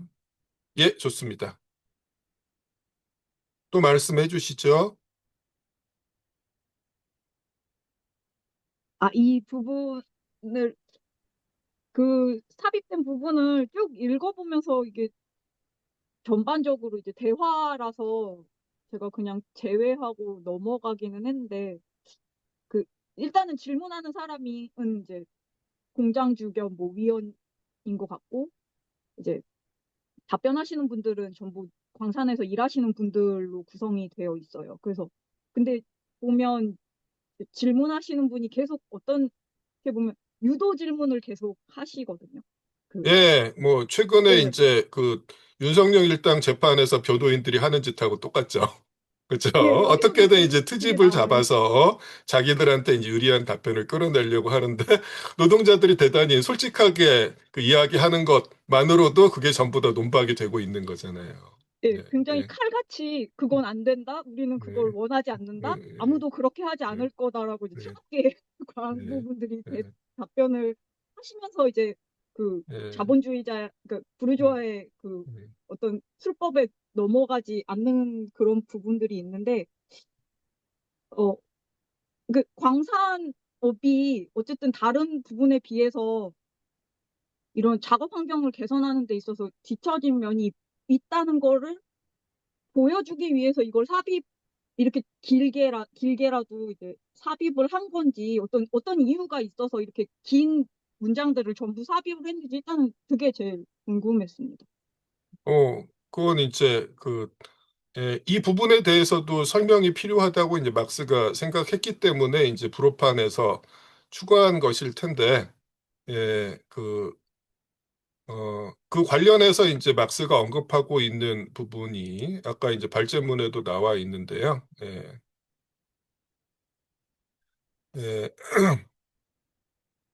예, 광산업이 다른 산업과 다른 점이 뭐다? 예, 지배계급이 두 개의 큰 지배계급이 서로 이제 짝짝꿍이 될 수밖에 없는 상황이다라고 이야기하는 거예요. 그래서 우리가 그 노동일 공부할 때는 그 토지 소유자들하고 이제 산업자본가가 치고받고 싸우는 과정에서 노동자들이 어부지를 얻는 경우가 생겼잖아요. 예, 근데 이제 광산업에서는 그런 일들이 진행되지 않고 오히려 이제 서로가 짜고 이제 피지배계급을 착취하는데 이제 일치단결하고 있다라는 이야기예요. 예, 그래서 이제 되도 않는 일들이 이제 벌어지고 있다라는 이야기를 하고 있는 거고, 예, 농업과 관련해서도 뭐 자본론 그 일권 초판 그 출간했을 당시에는 공장법이 이제 적용되지 못하고 있다라고 이야기하는데 그만큼 이제 지배계급, 즉, 뭐, 상당히 오랜 기간 동안 이제 잉글랜드 의회에서 다수당을 차지하고 있는 토지 소유자 계급의 저항이 완강했기 때문이다라는 거예요.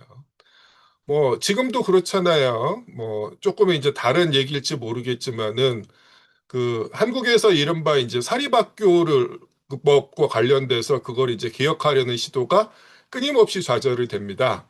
사학재단의 이제 비리라든가 문제점이 엄청나게 예, 끊임없이 이제 반복돼서 우리한테 그 알려져 있음에도 불구하고 근데 왜 그게 이제 그 법률로 그걸 규제하고 개혁하려는 시도가 불가능하냐?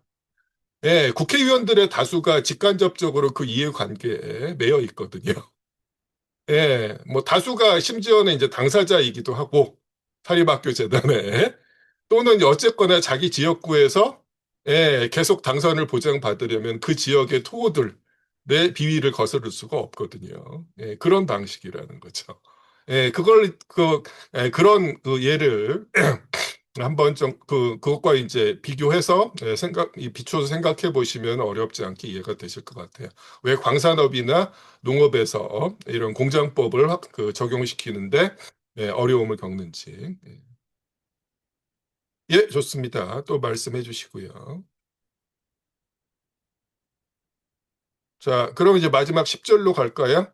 뭐 짧게 언급하고 있는데, 예, 말씀해 주십시오.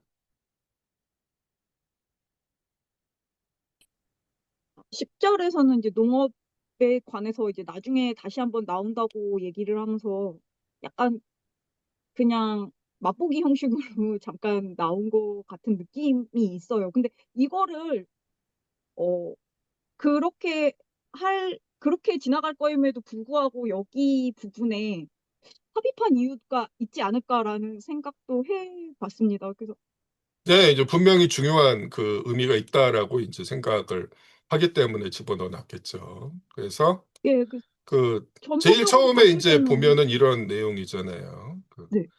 대공업이 농업과 농업 생산자들의 사회적 관계를 일으키는 혁명은 뒤에 설명할 거다라고 이야기하는데 이 뒤라는 게 일권의 마지막 부분, 시초 축적 부분이거든요. 네, 이 부분입니다. 그래서 나중에 우리가 마지막 시간에 그 부분 공부하면서 제가 이 부분을 다시 소환을 할 겁니다. 그 뒤에 설명하려고 했을 때 그 뒤가 이제 바로 오늘 있다라고 말씀드릴 텐데 그 결과로 어떤 일이 벌어졌는가를 보자라고 이야기하는 거거든요. 그래서 나중에 이제 그 부분 보면서 15장 10절로 다시 한번 돌아오실 필요가 있을 거다라는 거죠. 그러면서 이제 그 농업에서 어떤 일이 이제 벌어지는가, 농업에서의 기계 도입이 어떤 일이 벌어지는가라는 이야기예요. 그래서 도시에서와 똑같은 결과를 낳으면서 반항은 오히려 더 적게 받는다라고 지금 이야기하고 있습니다. 그 다음에 여기 보면은 이것도 이제 자본주의로 이해한 과정에서 예외 없이 일어나는 건데 소농을 파멸시킨다라는 거죠. 대공업이 이제 농업 분야에 이제 그 영향을 미치게 되면 이런 식으로 이제 이야기를 하고 있는 거예요. 그런 얘기인데 그게 이제 결국 어떤 결과를 가져오는가라는 이야기들을 이제 하고 있습니다. 근데 이것과 관련해서 이제 막스가 이야기하는 것 중에 하나가 이른바 이제 환경 또는 생태 문제라는 게 결국 이제 어떤 식으로 작동하는가 에 대한 이야기도 지금 하고 있는 거예요. 그래서 자본주의적 생산이 이제 발전하는 과정에서 우리가 이미 살펴본 구상과 실행의 분리, 정신노동과 육체노동의 분리뿐만 아니라 도시와 농촌의 분리라는 게 이제 본격화된다라고 지금 이야기를 하고 있는 거거든요. 그러면서 뭐 이렇게 언급을 하죠. 그 각조 245번을 보면은 국민을 이제 바보 같은 촌사람과 나약한 난쟁이의 두 적대 진영으로 이제 분할한다. 이런 식으로 지금 이야기를 하고 있어요. 구체적으로 이게 어떤 방식으로 진행되었는지는 아까 말씀드렸던 것처럼 108편 마지막 편에 나옵니다.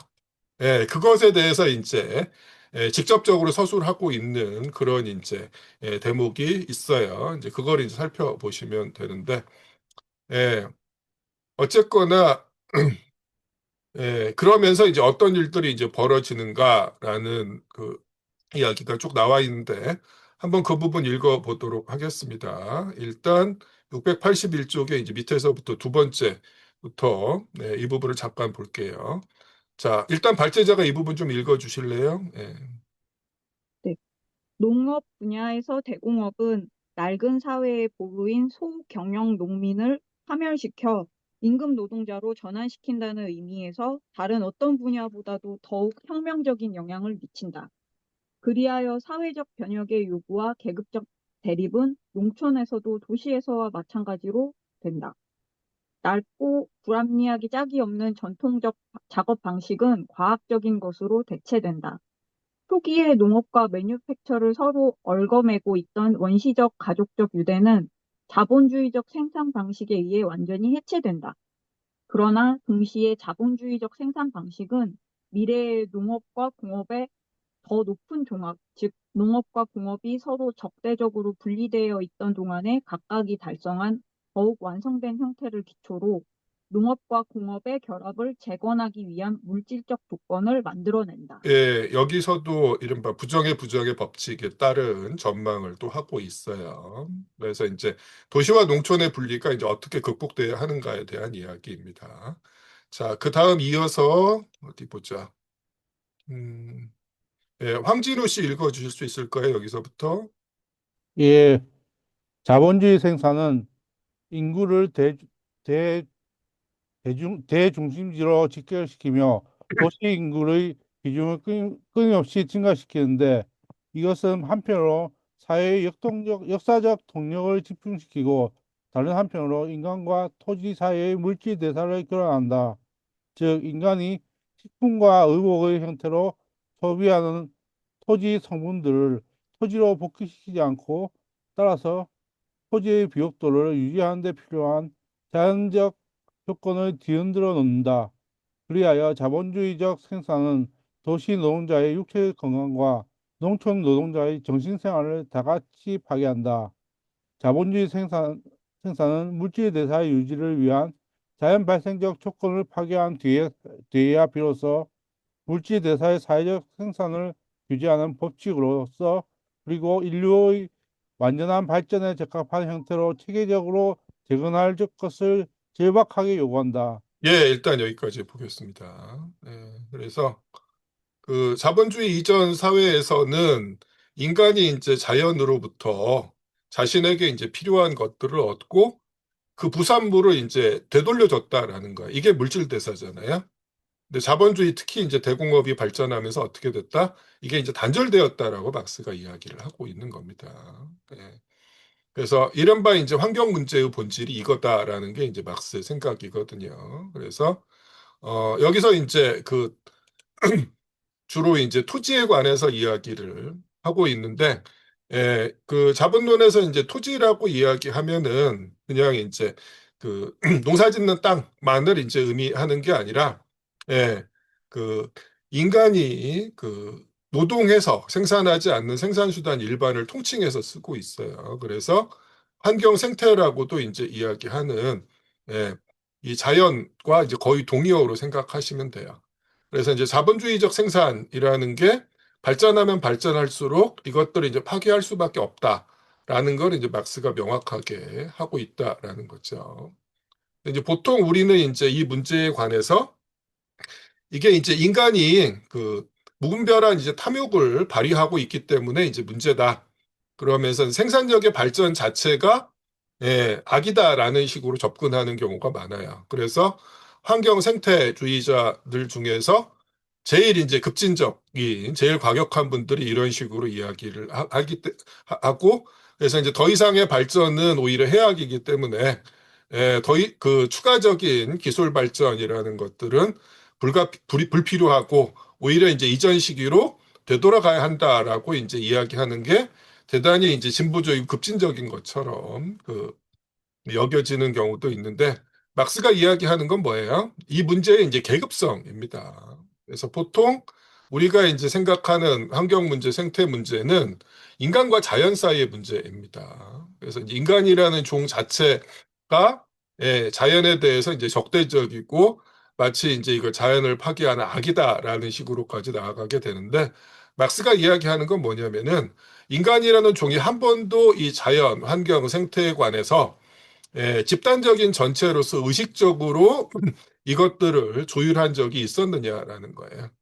자본주의 이전에는 생산력이 제대로 발전하지 못했기 때문에 그런 능력이 없었고, 오늘날은 그런 능력을 가지고 있지만, 실제로 이 자연을 어떻게 다룰 것인가에 대한 의사결정은 누가 하고 있어요? 인간 전체가 아니라 극소수의 지배계급이 자신의 이윤을 목적으로 하고 있다라는 거예요. 그래서 결국 이제 막스가 이야기하는 거는 이 인간과 자연 사이의 이제 문제를 해결하기 위해서 이제 뭐가 필요하다? 인간과 인간 사이의 문제, 이제 계급 문제를 예, 극복하는 게 성결 과제다라고 지금 이야기하고 있는 거죠. 그래서 뭐 실제로 이제 환경 생태 문제를 예, 심각하게 생각하시는 분들 중에 이제 엄청난 다수가 박수주의도 똑같이 자연을 무분별한 이제 지배와 착취의 대상으로 봤다라는 식으로 공격하는 경우가 있는데 막스는 한 번도 이제 그렇게 생각한 적이 없다라는 거죠. 그걸 좀 생각하실 필요가 있다라는 겁니다. 그래서 683쪽의 네 번째 줄부터 한번 조금 읽어 보도록 하겠습니다. 발제자 읽어 주실 수 있을까요? 이 부분? 네. 근대적 도시 공업에서와 같이 근대적 농업에서도 노동 생산성의 향상과 노동량의 증가는 노동력 자체의 낭비와 파괴에 의해 얻어진다. 더욱이 자본주의적 농업의 모든 진보는 노동자뿐만 아니라 토지를 약탈하는 방식의 진보이며 일정 기간의 토지의 비옥도를 높이는 모든 진보는 비옥도의 항구적 원천을 파괴하는 진보다. 예컨대 미국처럼 한 나라가 대공업을 토대로 발전하면 할수록 토지의 파괴 과정은 그만큼 더 급속해진다. 따라서 자본주의적 생산은 모든 부의 원천인 토지와 노동자를 동시에 파괴한 뒤에야 비로소 각종 생산 과정들을 하나의 사회 전체로 결합하여 새로운 기술을 발전시키게 된다. 네, 이렇게 이야기하고 있고요. 그 다음에 실제로 막스가 이 환경 생태 문제에 대해서 이제 어떤 식의 그 생각을 가지고 있었는지를 뭐 알 수 있게 해주는 이런 이제 대목이 우리가 이제 아직 공부하지 않은 여기까지 가려면 이제 엄청나게 오래 걸릴 것 같기는 하지만은 자본론 3권의 이제 거의 마지막쯤에 이런 언급이 나와 있습니다. 보면은 자본론 3권의 이제 그 지대편 6편에서 이런 언급이 있어요.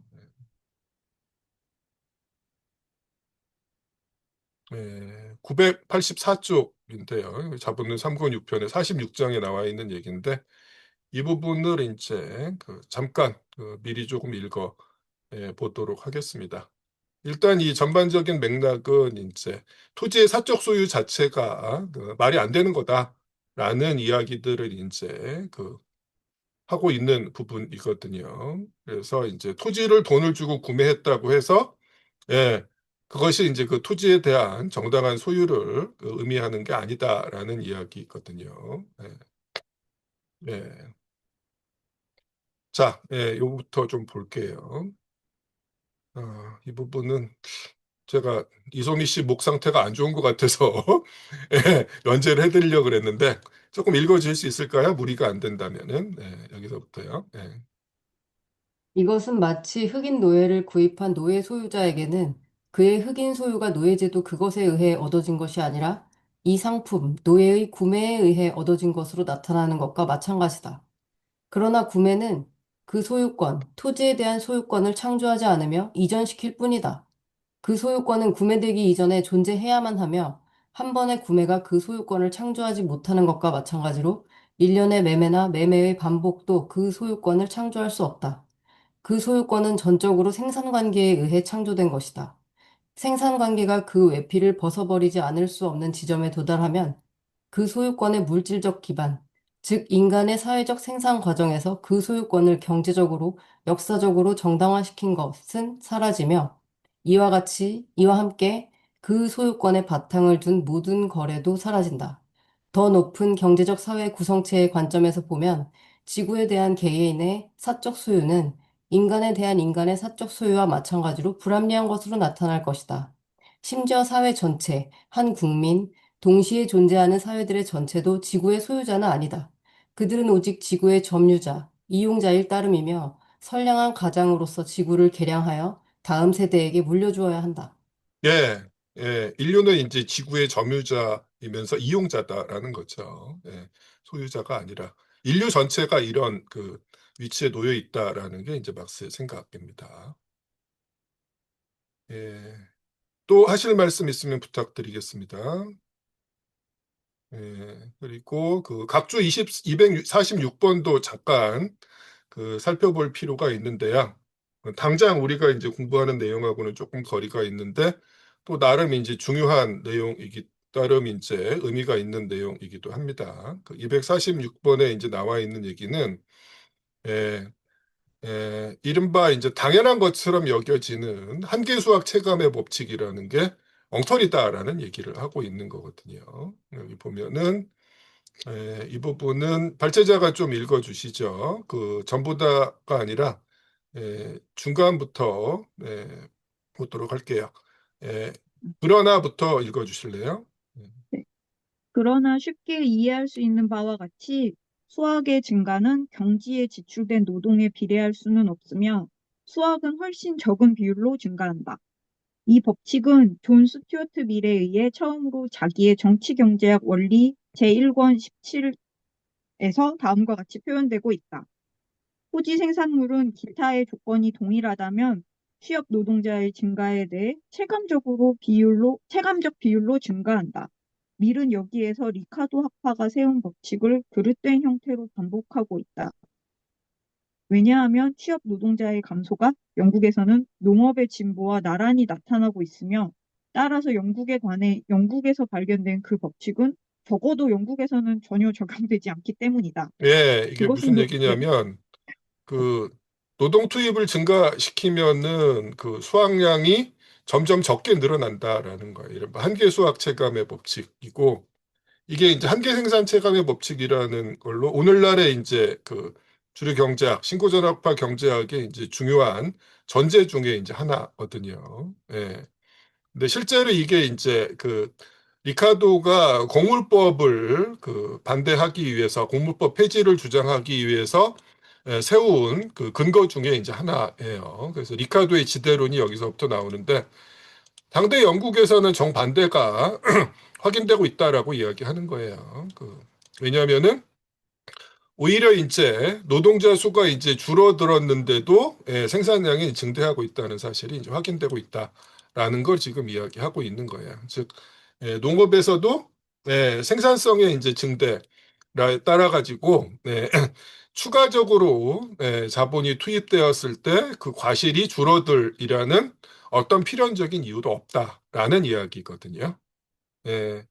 이게 이제 뭐 조금 더 자세한 설명은 그 3권 6편의 지대편에서 나옵니다. 그래서 리카도의 지대 이론에 대한 이제 반박에 대한 이야기인데 일단 여기선 이게 이제 틀렸다라는 이야기가 이제 언급하고 있고 그다음에 여기서 이제 존 스튜어트 밀이 등장하고 있는데 사실은 이게 이제 존 스튜어트 밀이 처음 이야기한 게 아니라 이른바 수학체감의 법칙이라는 게 아니라 상당히 오랜 역사를 가지고 있었다라는 이야기예요. 그래서 이제 그 이른바 한계 수학 체감의 법칙의 역사를 그 쭉 이야기하고 있는 거죠. 존 스튜어트 밀 이전에 엄청나게 이제 많은 사람들이 이제 이런 이야기들을 이미 했던 거고 그나마 이것 자체도 틀린 얘기다라는 얘기를 이 각주에서 언급을 하고 있습니다. 이 부분이 이제 그 제일 마지막에 이제 나와 있는 내용들이거든요. 네. 자, 근데 이제 그 보통 이제 우리는 이게 이제 당연한 것처럼 생각하게 되는데, 왜 이게 이제 그 말도 안 되는 건지, 그리고 실제로는 이제 어떻게 작용하는지에 대한 설명은 나중에 이제 막스가 잡아놓은 3권, 지대를 다루는 이제 6편에서 아주 상세하게 그 이야기를 하게 됩니다. 그래서 이제 그때 그 부분이 있다는 것만 일단 말씀드릴게요. 예, 좋습니다. 또 말씀해 주시죠. 예, 그러면은 이걸로 해서 4편 상대적 인과가치 생산을 모두 마치도록 하겠습니다. 그래서 우리가 15장을 상당히 이제 길게 살펴봤는데 우리가 살펴본 게 이제 상대적 인과가치 생산이었어요. 단순 협업, 그다음에 이제 매뉴팩처까지를 포함해서 기계제 대공업까지 살펴봤고, 다음 시간에는 이제 5편입니다. 제목이 근데 이제 절대적 상대적 잉여가치 생산이에요. 그래서 잉여가치 생산과 관련해서 이제 우리가 이제까지 살펴본 걸 조금 이제 전반적으로 또는 이제 조금 다른 시각에서 되짚어 보는 부분이라고 볼 수가 있습니다. 그래서 거듭 말씀드리지만 자기가 발제를 맞지 않았다고 하더라도 꼭 한 차례 정도씩 읽어봐 주시기를 바랍니다. 자, 늦은 시간까지 수고 많으셨고요. 다음 주에 뵙도록 하겠습니다. 안녕히 주무십시오. 수고하셨습니다. 하겠습니다.